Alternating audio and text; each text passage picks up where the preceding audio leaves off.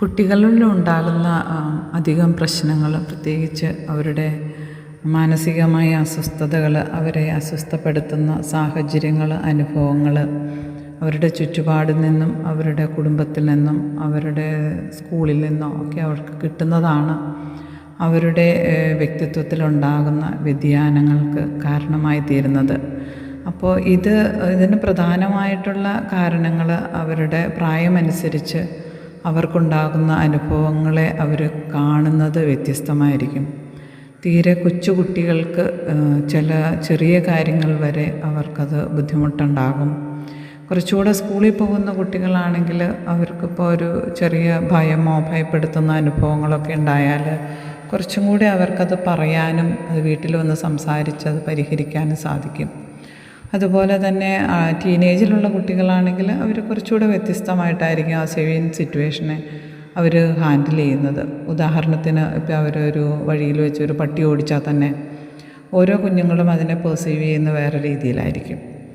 ആ ഭയം, അല്ലെങ്കിൽ അവരെ ആരെങ്കിലും ഉപദ്രവിക്കാൻ ശ്രമിച്ചു കഴിഞ്ഞാൽ ആ ഭയം, അതും വ്യത്യസ്തമായിരിക്കും. ഓരോ ഏജ് ഗ്രൂപ്പിൻ്റെയും അവരുടെ വളർച്ചയുടെ ഭാഗമായിട്ട് വരുന്നതാണ്.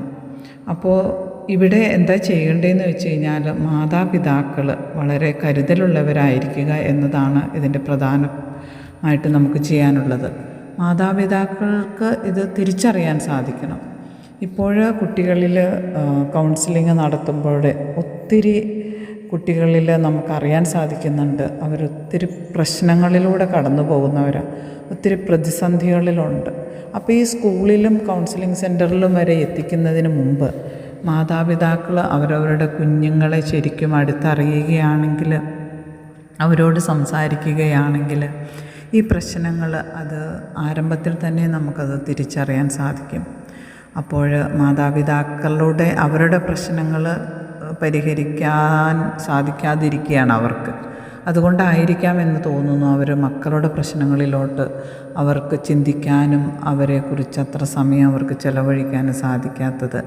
അപ്പോൾ ഇത് മാതാപിതാക്കളൊന്ന് ശ്രദ്ധിക്കുകയാണെങ്കിൽ ഇന്നത്തെ ഈ കൊച്ചു കുഞ്ഞുങ്ങളെ, അവരുടെ മനസ്സിന് ഏൽക്കുന്ന ആ മുറിവുകൾ അവർക്ക് മുന്നോട്ടുള്ള ജീവിതത്തിൽ വലിയ പ്രതിസന്ധികൾ സൃഷ്ടിക്കും എന്നാണ് തോന്നുന്നത്. അപ്പോൾ കുറച്ചും കൂടെ മാതാപിതാക്കൾ കരുതലുള്ളവരാകുക.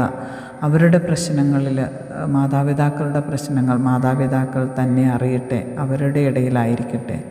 മക്കൾ അതിനകത്ത് ഉൾപ്പെടാതിരിക്കാനായിട്ട് നമുക്ക് ശ്രദ്ധിക്കാം.